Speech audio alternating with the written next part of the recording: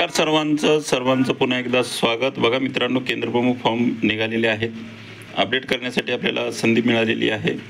तर 10 दिवसाची संधी आपल्याला आहे। तर MSCच्या वेबसाईटवर जाऊन त्या ठिकाणी केंद्रप्रमुख याच्यावर जा, तिथे केंद्रप्रमुख परीक्षा लिंकमध्ये जाऊन या ठिकाणी रजिस्ट्रेशन नंबर वगैरे तुम्हाला टाकायचा आहे।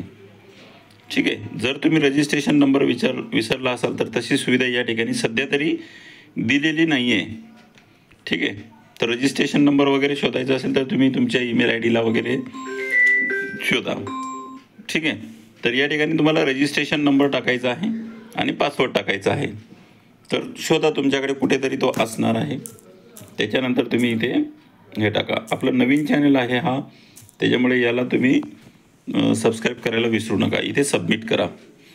सबमिट केल्याच्यानंतर एक गोष्ट लक्षात घ्यायची आहे, हा फॉर्म आहे ना मोबाईल असं पोर्ट्रेटमध्ये ओपन होत नाही, लँडस्केपच करावं लागेल तुम्हाला। त्याच्यामुळे इथे 3 टिंबला जाऊन डेस्कटॉप साईट तुम्ही ऑन करून घे जा। ठीक आहे। त्याच्यानंतर इथे तुम्हाला माहिती दिसेल, तुमचं रजिस्ट्रेशन नंबर, इथे नेम ऑफ जिल्हा parishad applied for name of जिल्हा परिषद स्कूल वर्किंग। ठीक आहे। त्याच्यानंतर तुम्हाला फक्त बदलायचं काय आहे बघा, ती do you wish to change the name of the zilla parishad applied for.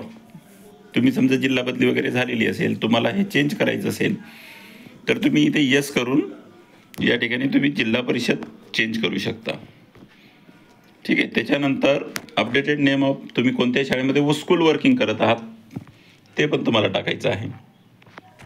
जर तुम्ही जिल्हा बदली झालेला नसाल तर नोच ठीक आहे। त्याच्यानंतर do you wish to update status of person with benchmark disability, म्हणजे 40% अपंग किंवा 40% किंवा त्याच्यापेक्षा जास्त अपंग आहात का असेल तर मग त्या ठिकाणी तुम्हाला यस नो म्हणायचं आहे। एवढा चेंज करायचं आहे। त्याच्यानंतर खाली या, do you wish to change the centre of examination, तुम्हाला परीक्षा केंद्र बदलायचं आहे का, यस तर मग कोणतं घ्यायचं आहे ते तुम्ही टाकायचं।